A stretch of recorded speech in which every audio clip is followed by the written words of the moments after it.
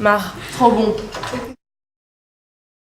Un animal vertébré, terrestre, appartenant à la famille des amidés, qui possède plusieurs organes végétaux et 2 à 6 boules de viande, qui sont coincées dans une poche interne située à côté des organes reproducteurs. À ce propos, le falafel étant doté d'organes génitaux de très petite taille, ils ont adopté un mode de reproduction similaire en tout point à celui des oursins.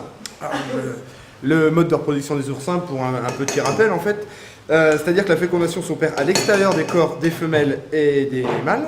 Donc chaque individu libérant leurs gamètes en petites déjections roses. À ce sujet, il faut lire l'étude du professeur Robert Tripotte qui s'appelle L'oursin dans tous ses états. Le falafel est un animal grégaire qui vit en groupe donc.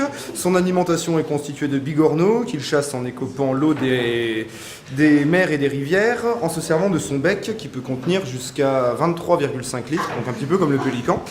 Et donc voilà, il parvient à briser la coquille des gastéropodes marins alors avec un groin subfrontal, donc sous le front, un petit peu plus au-dessus que le groin traditionnel porcin.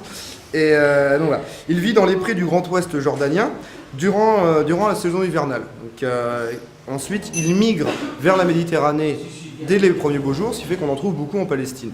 Mais c'est absolument rien, hein, des rites de meute. On dit qu'il est grégaire, y a-t-il une hiérarchie, un matriarcat, un patriarcat? On ne sait pas du tout quelles sont les habitudes.